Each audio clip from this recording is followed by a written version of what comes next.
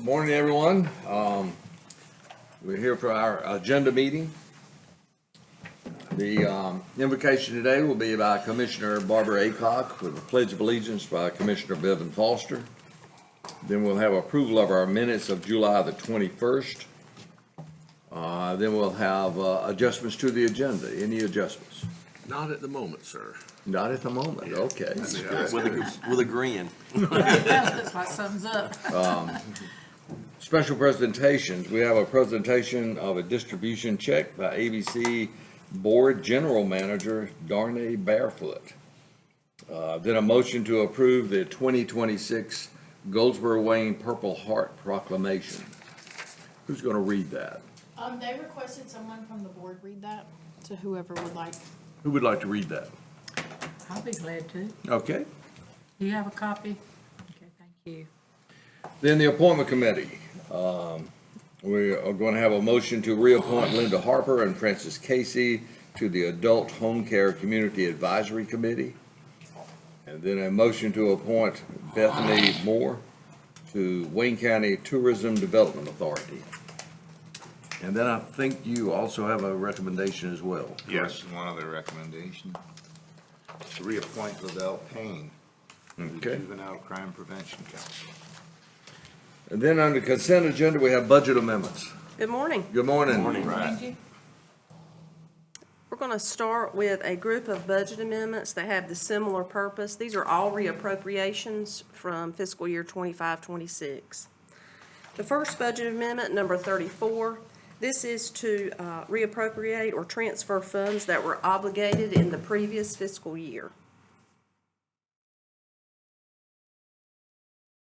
The next budget amendment, number 31, this budget amendment is to reappropriate unspent CDBG-NR grant. These funds were received in prior fiscal years, and we have $624,754.84 that remains unspent.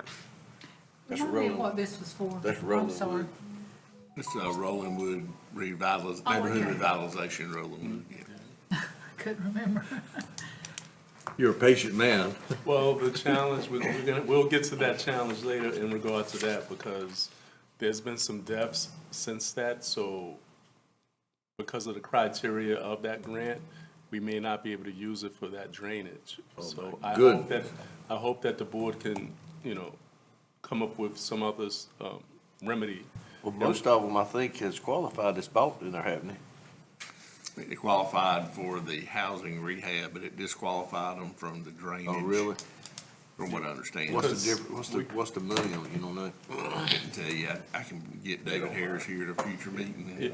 Yeah, he plans on coming in September. I spoke with him, and unfortunately, because we had two family members that passed away, and then we had some properties that were sold, that the new owners didn't qualify. Well, so how is that gonna affect the ones that qualified the drainage? I mean, is that? You'd have to ask David Harris Okay. that. There's a certain number of participants that have to be in that location to get the full amount of the drainage benefit. You know what I'm saying? I mean, it kind of defeats the purpose of. Yeah, but it's a housing program first, and it's a drainage issue second. Yeah, It's but not, the drainage ain't fixed, the housing, all the money you spent on that. but it's a HUD housing I program. got you, yeah. So Out of our control. we were trying to fix the drainage issue with a housing program, but. I got you. Yeah. So he's going to be here in September, He's too. gonna be here in September, yes. Basically, the same thing that happened with the EMS deal, ain't it? The same per se program? Those are HUD programs, but two different areas, Okay. yeah. It's all that up. Okay. Next. The next budget amendment is from Services on Aging. This is to reappropriate unexpended funds from the Senior Health Insurance Program.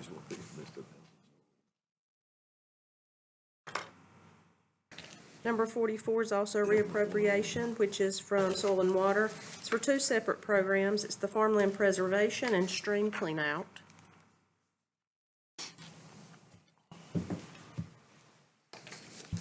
The next reappropriation is coming from HR. This is to roll funds that they were appropriated last year to purchase a vehicle. Number 47 is also from Services on Aging. This is to reappropriate unspent funds from various projects. These were all upfront grants or programs, like grant programs, senior tours, and donations. The next budget amendment is also a reappropriation, however, it's from multiple departments, so we'll look at the memo that is attached.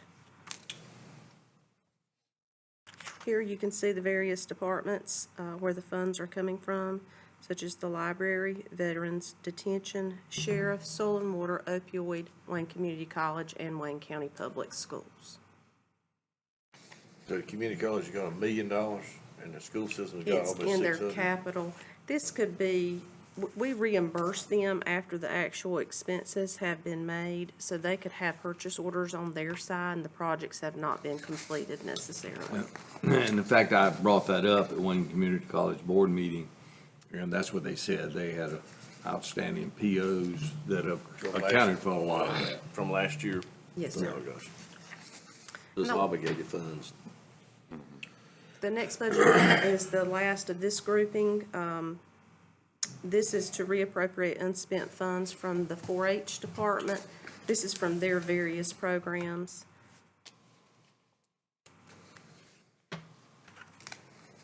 And the last budget amendment is not a reappropriation. It's from the sheriff's department, and this is to appropriate funds that they have received from calendar ad sales to be utilized for sheriff's office needs.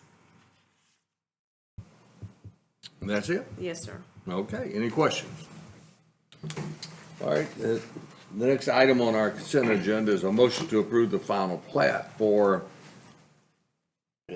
Finlock Chase, Section 5. Well, hello, Barry. Good morning. Good morning. Excuse me. Yeah, Finlock Chase is, this is the final plat. It is one lot. Excuse me, my voice is having trouble. He's got you one coming. I'm fixing to get one. He's got your word. Oh, wonderful, great, thank you. But this is in Fremont, or just north of, south of Fremont.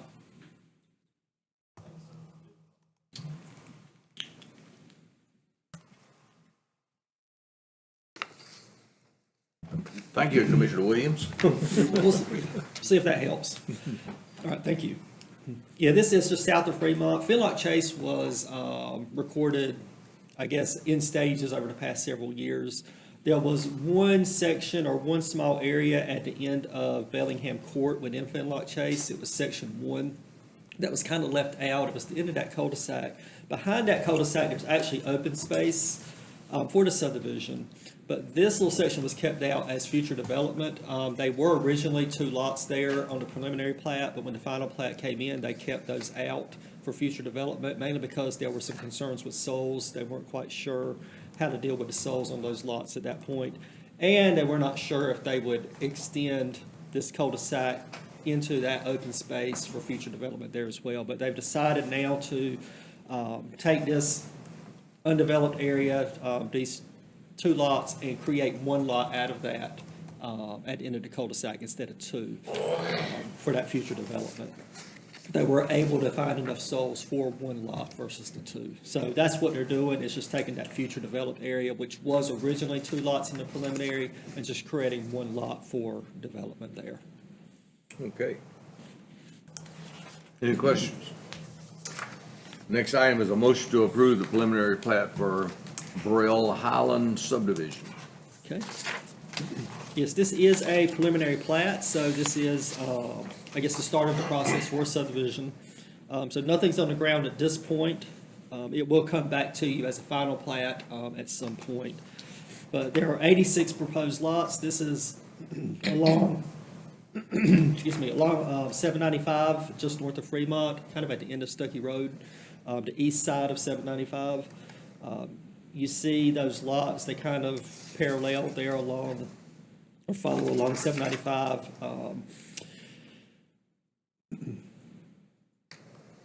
This is you see they have one access in, but with 86 lots, one access is sufficient. Once they get to 100, they would have to have a secondary access, but at this point, they do meet that requirement in the ordinance for the access. The average lot size is 31,755 square feet, which is about 7/10 of an acre. And the planning board has reviewed this request and does recommend approval. So, and it may just be just the map itself, but the first cul-de-sac on the right at the bottom, are they as big, or is that just, is that as big as the rest of them, or is it just a dark? It is, it's just the way it's shown on the plat, but it is just as big, and what they've done is it goes up to the property line, so that way they can actually extend it if they needed to into neighboring Right. property if that were to Gotcha. ever develop. And all those cul-de-sacs is less than 9/10, correct? That's Far right. as the- Yeah, okay, as far as the hydrant line. I have a question, Barry, on the entrance. How, it looks to me like before a fire truck could turn around, it'd be beyond what our ordinance allows. They show two areas there, there's no lots, but on this small map, I can't tell, is that a ditch or? Those are, for, stormwater Drainage, and, yeah. solar, Gotcha. or solar. Looks to me like the length of that entrance is Agreed. beyond the dead end street length. But that's what I was thinking, that's the reason I was asking, that's, They should have a paved stub out. Right. At least at a minimum. Yeah, we yeah, can because ask it's them. gonna be a long, because you gotta have a back, basically you had if you had a fire in the back, once you stack them in there, you're done. Right, I mean, you had to back them out, or you can't, I mean, in fact, if you have a EMS call, I mean, they can't get there to them. right, right. Yeah, we need to look at that, that was the cul-de-sac part, it's like it's a one straight shot in all the way. Right. Of course, I mean, they're kind of landlocked with 795 on the backside of them, but Yeah. Do we want to pull this? You can give it temporary approval pending some solution. Yeah, you can, do a condition on the approval that they provide a, turnaround within that. because it might take more than first one, section. based on, So the section right there, if you go in, I can't tell what numbers or anything, but you go in this, okay, yeah, so I still can't tell the number.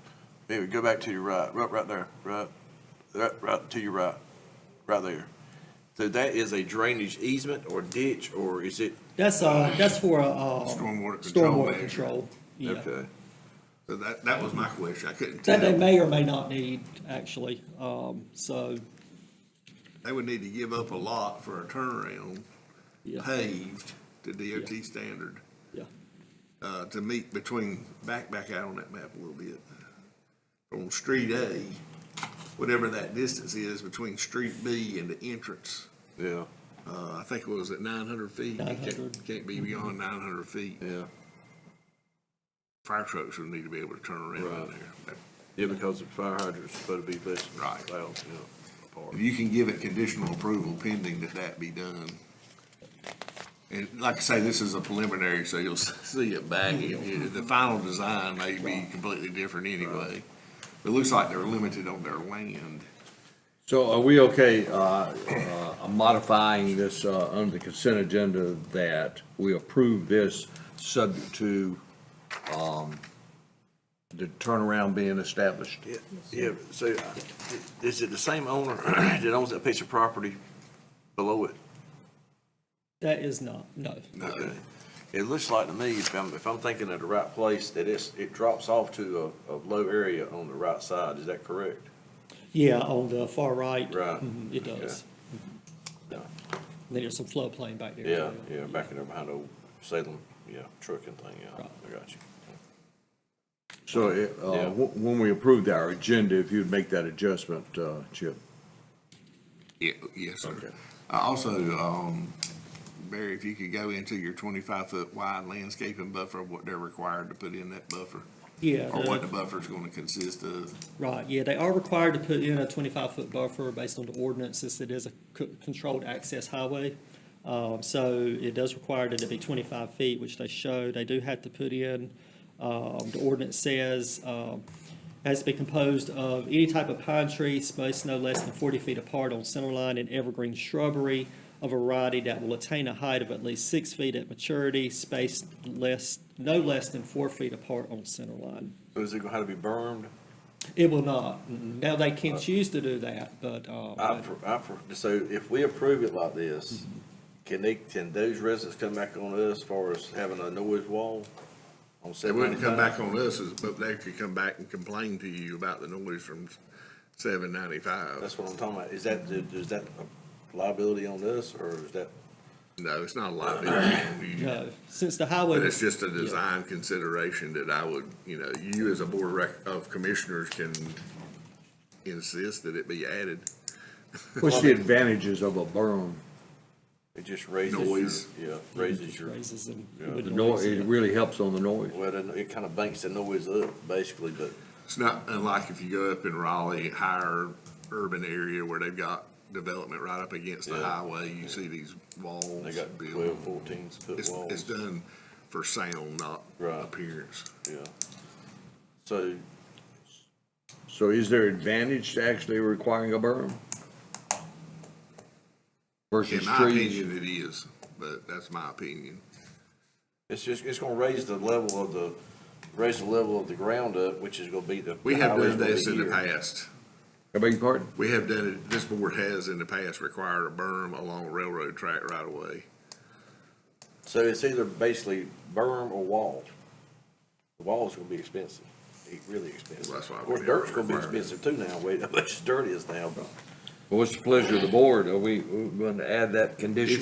If you think that's a consideration that you want to address, now's the time to address it at the preliminary stage. I would think you need to raise it up. You would need to raise it up some. It's either that or wall. I foresee us having issues. I say us, I mean, we may not be here when all this stuff is done, but I foresee this board having issues with having complaints of sound of 795. Has DOT reviewed this? They have. Yeah, They DOT doesn't require a wall, Or a berm? after the, highway is built. If you build residential after the fact, you should have put the wall in if the highway comes in before, or if the highway comes in and you're already there, they usually will put in the wall as part of the construction, but a lot of times they won't come in after the fact and do Right. that. So these people will be stuck Sound. with that. Of course, I mean, they buy a lot in there, they know 795. You'll also have a visual on 795 of whatever these people keep Well, in their the backyards. other thing that berm would help with, if you have a wreck, it would deflect, deflect the vehicle. So, You know, so go ahead. No, well, Mr. I have a question. Barry, so the berm is not currently in our ordinance. It is not. It is not in our ordinance, however, there is a statement in there that you can add, any appropriations that the board wants can be added. I'm just thinking, is that a potential ordinance change? Like, to be consistent with any type of development like this along 795? Yeah. We don't really deal with it a lot. The only other one I can remember is where off of, Braswell Road along the railroad right away, we required a berm for J&N developers. In there, I think it was 10 foot, instead of a landscaped buffer. The railroad track was back there.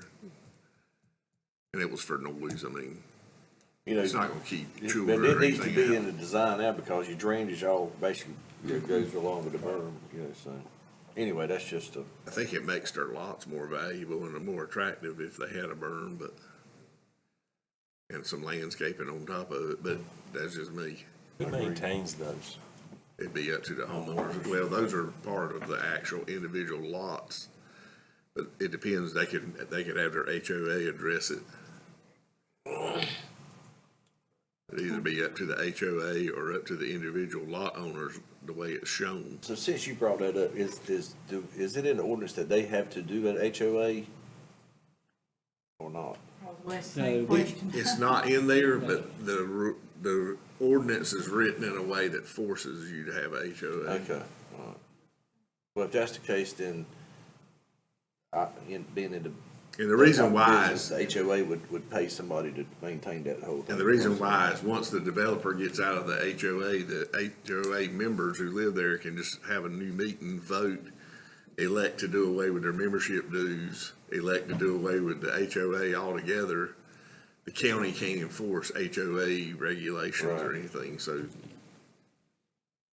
Okay, so at this point, Do we, add the requirement of a berm or leave it as is currently, and that is the planting of trees along that section?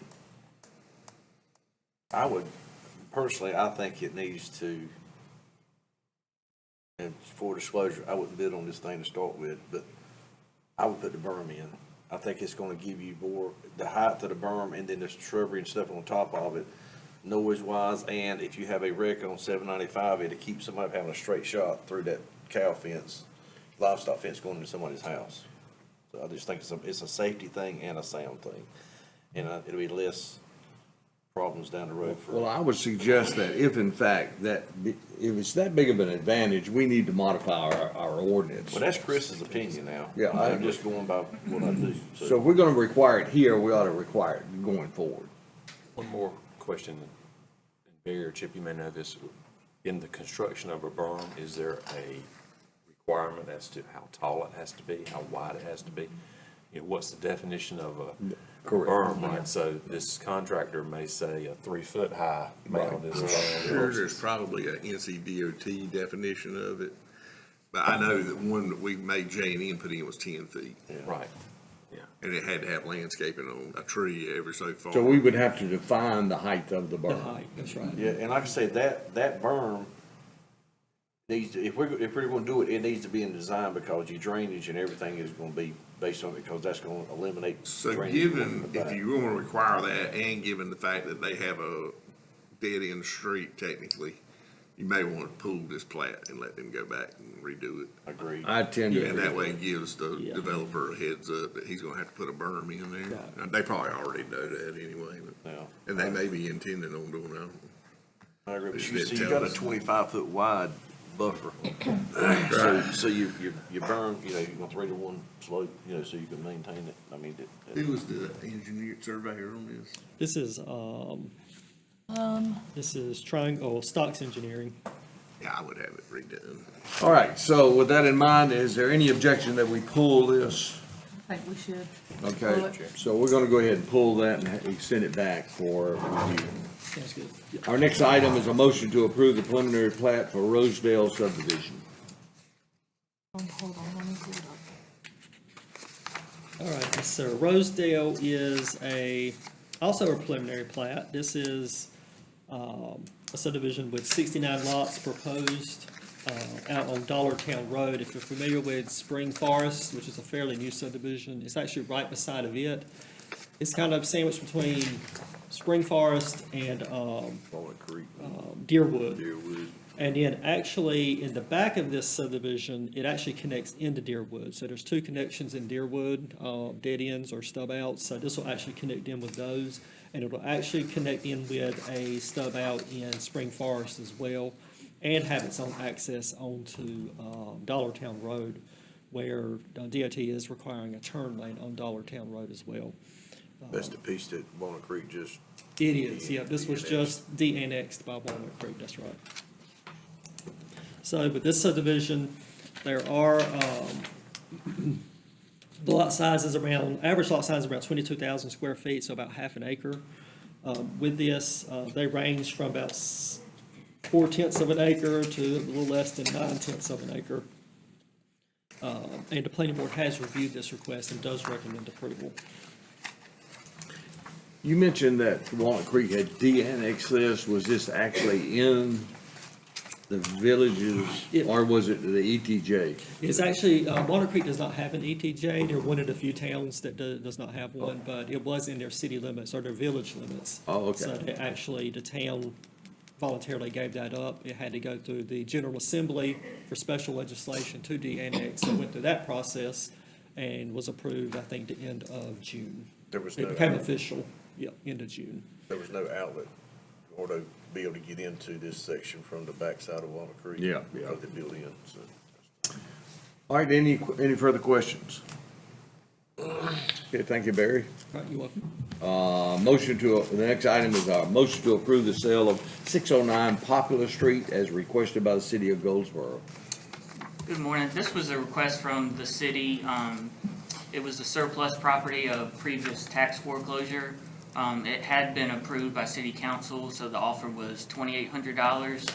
And the purchaser is Grasshopper Acquisition and Design LLC. The tax value is $5,600. The materials are in your packet. They did notify the adjoining property owners of the chance to bid, so they'd just be asking for the county for their concurrence on that bid. Okay, any questions? Next item is a motion to approve the updated subsidized child care assistance program policy as recommended by the Health and Human Services Advisory Committee.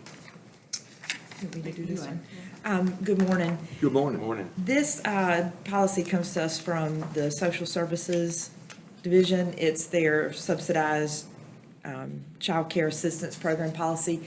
It's required to be reviewed and approved by the board every year. This did go to our advisory board last week, and it comes to this board for approval and signature. It bloated up just a little bit.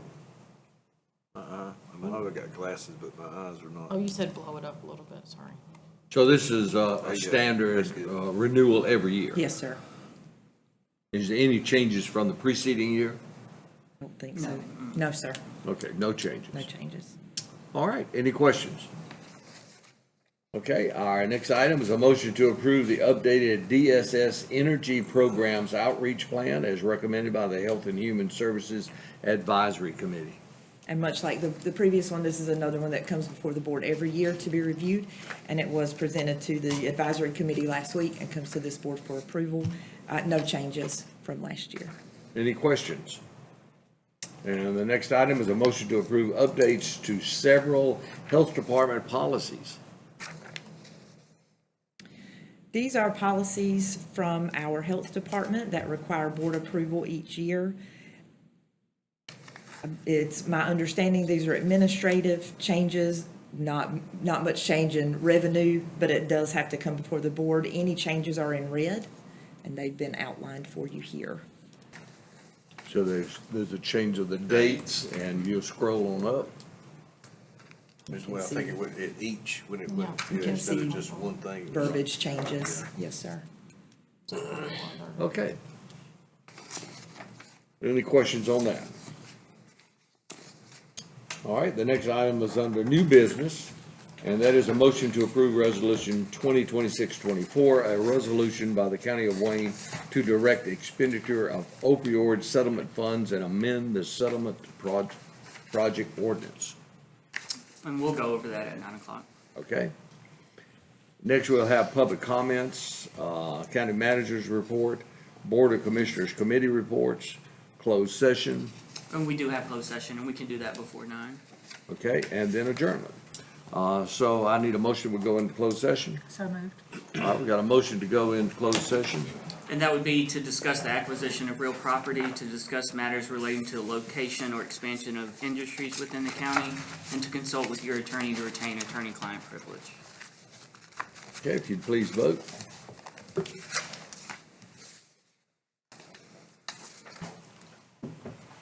Okay, we're now in closed session.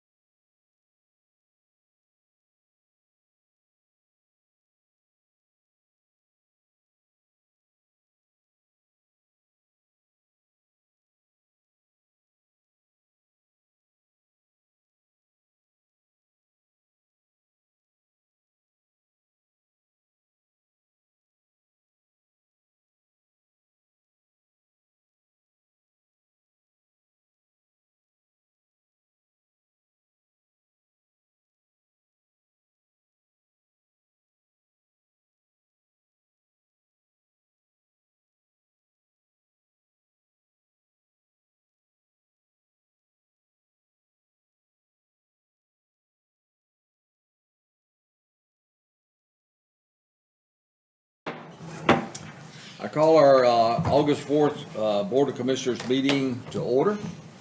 Commissioners are reminded of their duty to avoid conflict of interest consistent with state law and Wayne County policies. Any commissioner who has an actual or potential conflict of interest with respect to any matter on the agenda should disclose the conflict prior to the meeting. This morning, our invocation will be by Commissioner Barbara Aycock and Pledge of Allegiance by Commissioner Bevan Foster. Let's bow our head, please. Heavenly Father, grant us the humility to listen to one another with open minds and respectful hearts. May our decisions be guided by honesty, passion, and shared commitment, and promote unity across our community. Bless our leaders, public service, and our staff and citizens as we work together for a better community. Amen. Amen.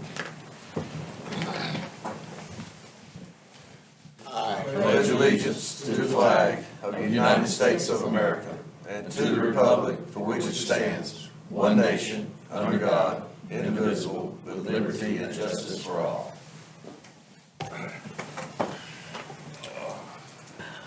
All right, I'll entertain a motion to approve the minutes of July the 21st. So moved. We have a motion to approve those minutes. Any discussion? Not, please vote. Then we need to adjust our agenda. Yes, sir. Under consent, please remove item number 9, a motion to approve the preliminary plat for Brielle Highland subdivision. That's all. That's all the adjustments. Mr. Chair, I move to approve the adjusted agenda. All right, we have a motion. Any discussion? Not, please vote.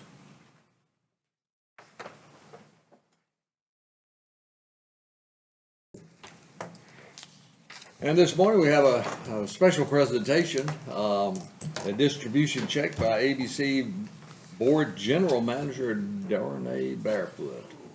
Welcome. Good morning. We like to see you just as often as we Often can. as possible, right? Well, good morning, Mr. Chairman, fellow commissioners, and citizens of Wayne County. Lots going on since I was here last time. As you know, you were there. May the 4th, we opened a new store at Rosewood. Oh, yes. Got it going, and it's been very successful.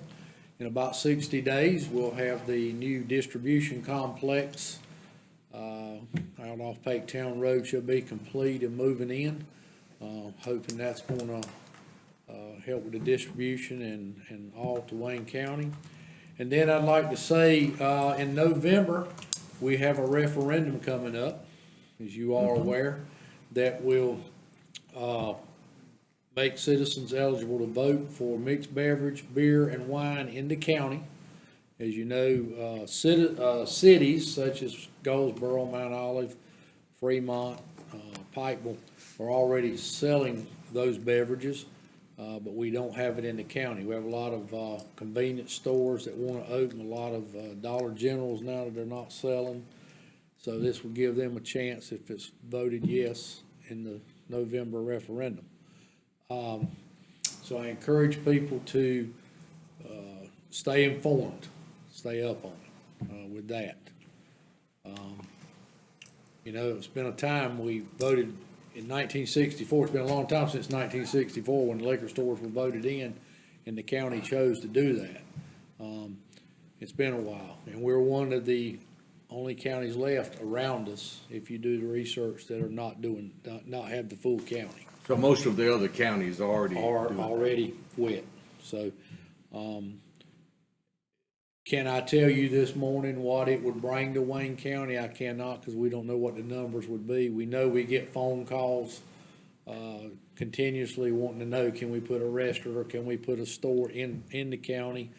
And we always encourage them to go on the ABC website and go to the legal sales areas, and then they usually call back and say, well, we can't do that, we can't do that. So we think it will make an impact to Wayne County financially, and and I don't have the chart here with me today, but, and I'll be glad to send it to you all.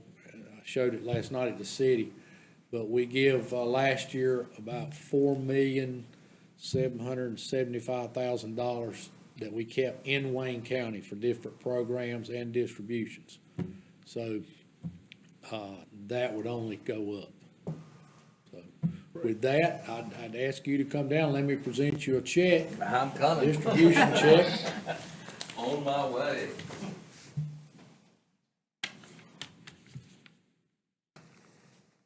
And we're always glad to do this. Oh, yeah, always glad to do this. Okay, sir, for $103,500 to Wayne County this time. Well, I We thank you so appreciate much. it. Thank you. And, any way we can help, our door's always open. Come by the office. That's something we wanna have, is a transparent office and where you can come anytime. Great. So welcome you. Thanks And so look much. forward to it. We'll, send you out a notation to all of you when the warehouse distribution opens and have an open house. Thank you sir. again. Thank you. Did you give Angie that check? I did. Okay, next item on our agenda is a motion to approve the 2026 Goldsboro Wayne Purple Heart Proclamation. Goldsboro Wayne Purple Heart Proclamation. Whereas the original Purple Heart, known as the Badge of Military Merit, is the oldest decoration in the world in present use.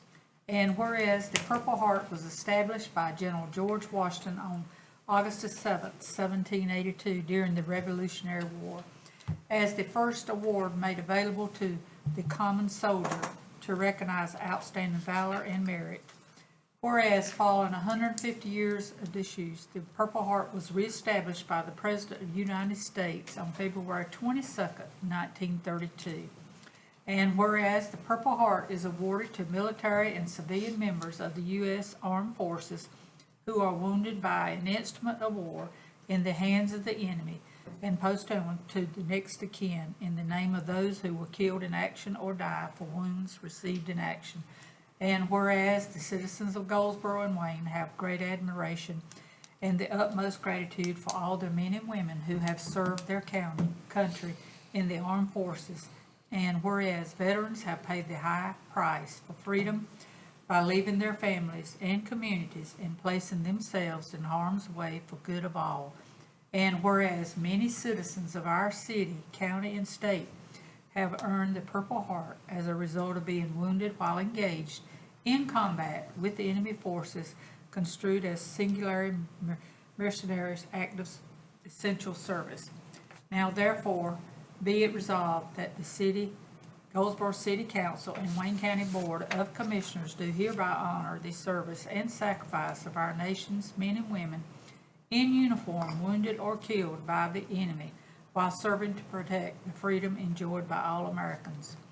Now therefore, be it further proclaimed that jointly the Goldsboro City Council and the Wayne County Board of Commissioners command the Board of Directors of the Goldsboro Wayne Purple Heart Foundation for honoring Purple Heart recipients at its annual banquet on August 1st, 2026, as a true tribute to those service members who have received the Purple Heart and the families of Purple Heart recipients who are deceased. Witness our hand and the seal of the City of Goldsboro and the County of Wayne, Goldsboro, North Carolina, this 4th day of August 26. Chairman Joseph Daughtry and Charles Gaylor IV, the Mayor of the City of Goldsboro. Thank you, Mr. Chairman. Is that in the form of a motion to approve? Yes, sir. Okay, we have a motion on the floor. Any discussion on the motion? Hearing none, please, vote. Thank you so much for reading that. Thank you for letting me. Next on our agenda is the appointment committee. Okay, number one, I need a motion to reappoint Linda Harper and Francis Casey to the Adult Home Care Community Advisory Committee. Okay, we have a motion. Any discussion? Please vote. All right. Then I need a motion to appoint Bethany Moore to the Wayne County Tourism Development Authority. Okay, any discussion on that motion? Please vote. And lastly, which this would turn up on our August 18th meeting, would be reappointment of Lavelle Payne to the Juvenile Crime Prevention Council. And that's all I have. All right, and that'll be voted on at our next meeting. That will be voted on the 18th, the meeting of August 18th. Okay, thank you. Consent agenda? Mr. Chairman, I make a motion, we approve the adjusted consent agenda with removal of number 9. Okay, we have a motion on the floor. Any discussion? Not, please vote.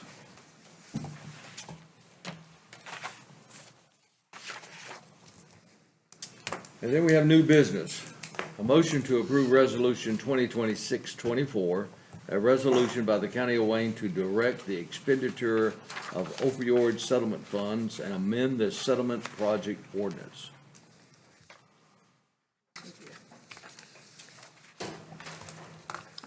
Good morning, Commissioners. Good morning. Good morning. On July 2nd, the opioid working group met to review applications that have been submitted for opioid settlement funding. The group reviewed each application and recommend funding 2 applications. And I think, Kelly, do you have a copy of that? I don't have it in front of me. I apologize. Oh, this is the, hold on, that's the same.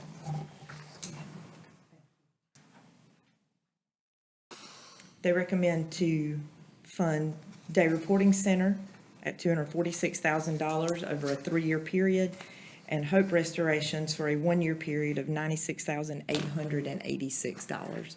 And this will be part of the opioid settlement funds that comes to this board for final approval. All right, any questions or discussion? Yeah, I just had a question. So out of these two nonprofits, were there any other nonprofits that applied? There was, yes, sir, there were 4 applications in total. Cry Freedom Missions was one, and the Sheriff's Department was another. Okay. But the committee voted to fund these 2. Thank you. You're welcome. Okay, any other questions or comments? Yes, I've asked for some information over a month ago, still haven't got it, as far as the opioids settlement goes, how much money we've taken in, how much money we've putting out over since we've been getting the funds, and I still haven't received it. Also, the 2 applications that was approved, I think that even with Cry Freedom, I think that's something that we need to take a look at.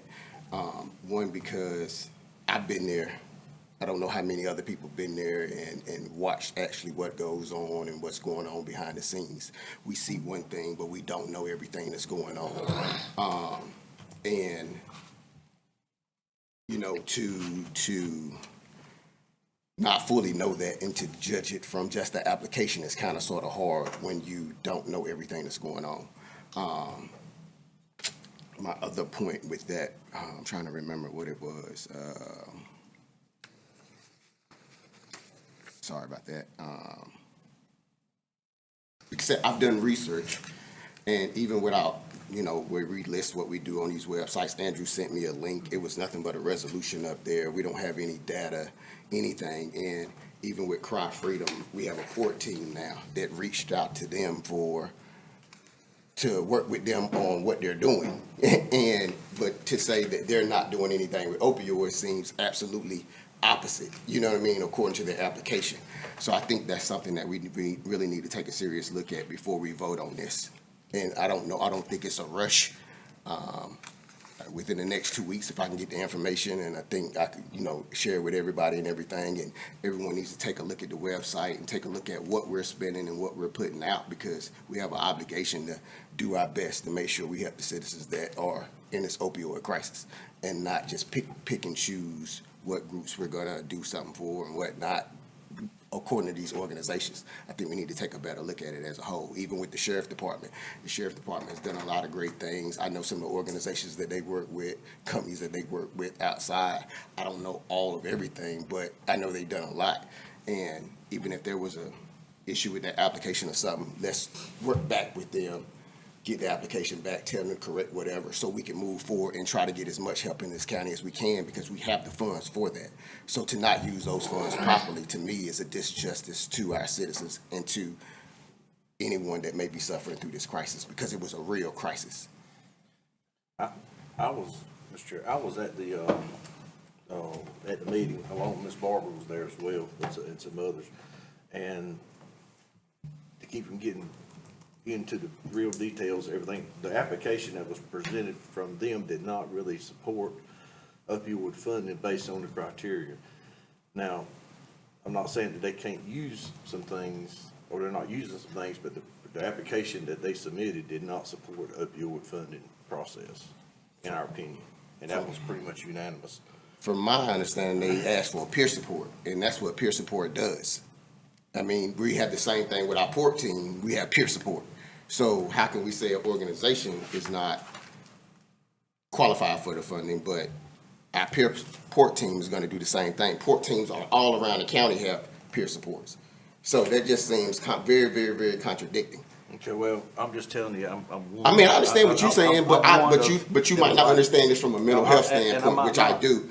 And that's what I'm saying. Well, I Every definitely port team do. has peer support. I understand that, but. If I you was have an one- organization asking for peer support to do the same exact thing to help those in need, I don't see the difference. Maybe you didn't understand all the language and stuff in the application or whatever it may be, but I'm trying to explain that from a mental health standpoint. That we need to look at it a little bit If different. I could. Wait Could I- a minute, so, just to be clear, I'm just one of the people, of probably the 20 people that were there, and basically all of us saw it the same way now.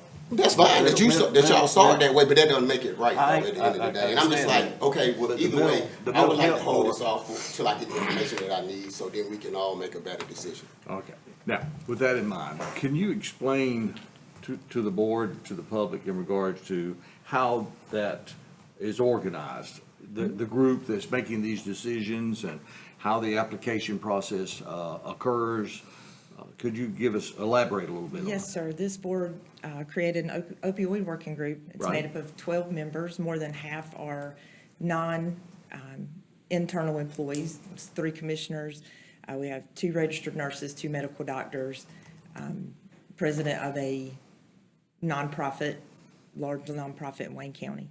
The applications are sent in. We have a rubric in which each member of the committee scores the application based on the rubric. The committee meets and discuss the applications at length, and they made recommendations based off of their rubric. So there are 12 members. Yes, sir.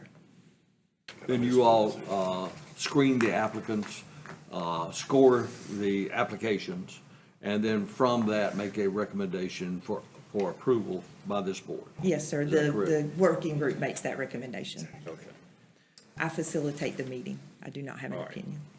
All right, do I have a motion on this matter? Mr. Chair, I make a motion that we approve the resolution. All right, we have a motion to approve the resolution. One quick question, did you bring any of the applicants in to discuss? No, sir, we did Okay, not. so we've done that in the past, correct? We did last year, yes, sir. Okay, we have a motion. Is there any discussion on the motion? So I'm gonna say one thing, I don't know what the actual process is for, it's a yearly process of applying, correct? Yes, sir. There's no half-year process, there's no open process after the fact, there's nobody coming in to make another application or upgrade an application after the fact, is that right or wrong? No, that is correct as of right now. Yes, sir. Okay, all right. I'm just saying this, I think we need to, if they have an issue, and I guess you're referring more to Cry Freedom, I've not heard from the sheriff, I mean, we made a recommendation, stuff that the sheriff asked for last year, and it didn't get approved, and it was the same thing, I'm just saying, I mean, it's not just, it's the sheriff did that as well, so, do we actually go? Can I say something real quick about the sheriff's application? Yes. Last year, they reapplied for the same program this year. We actually ran that through, the OSTAT team, North Carolina Association of County Commissioners, and they ran it by the Department of Justice, and we were told that that application did not qualify for Okay. opioid funds. Right, that's So what we I'm getting vetted at. that last year, Right. and my understanding is this The year, same. it was the same Yes, I application. agree. That's So what I'm that getting at. was run by the state to see if that qualified under the MOA, and we were told that it did not. So, Okay. just for Anyway, background. All right, we have a motion on the floor. If we, please vote.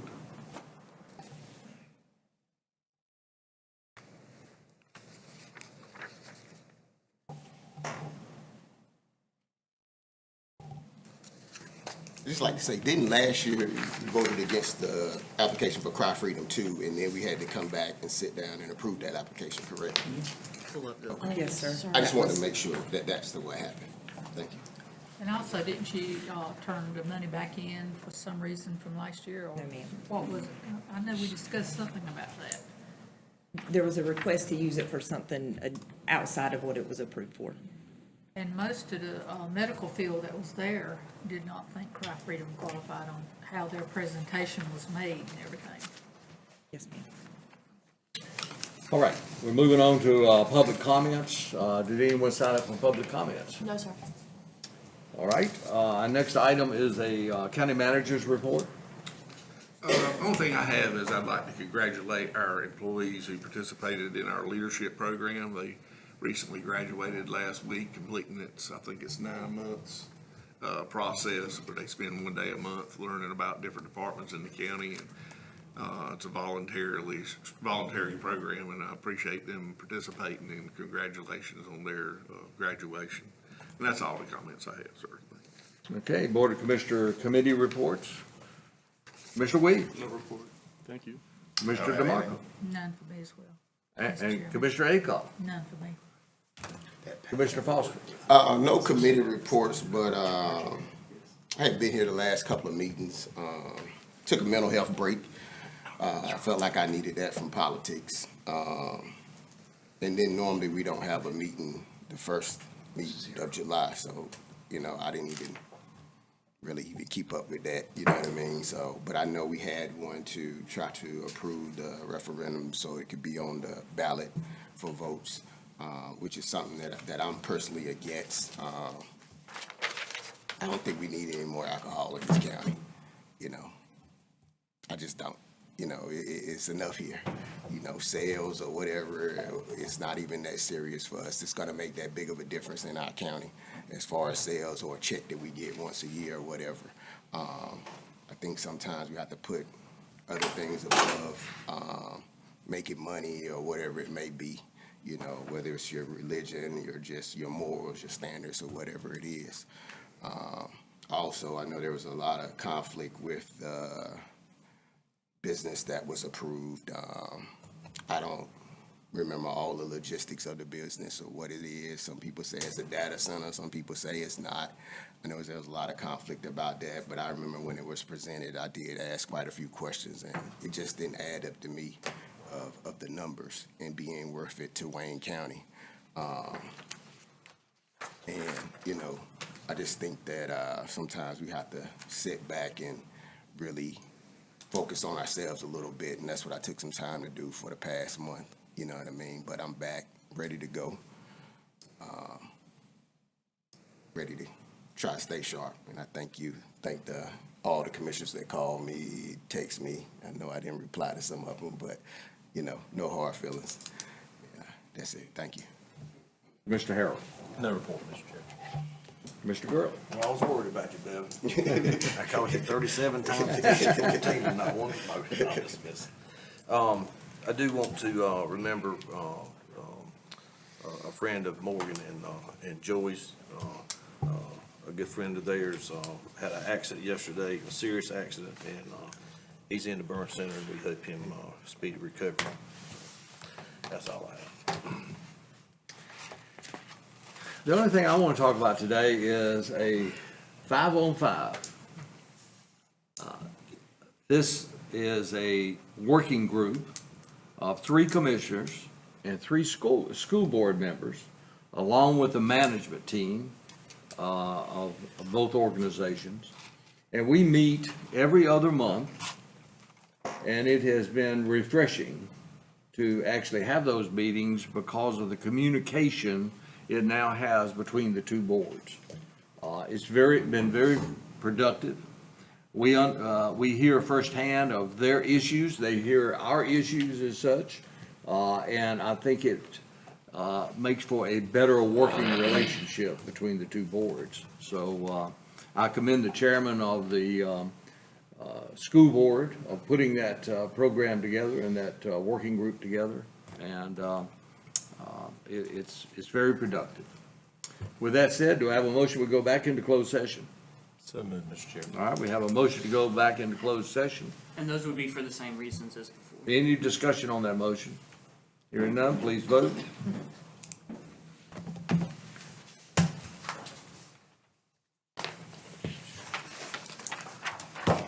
And we're back in closed session.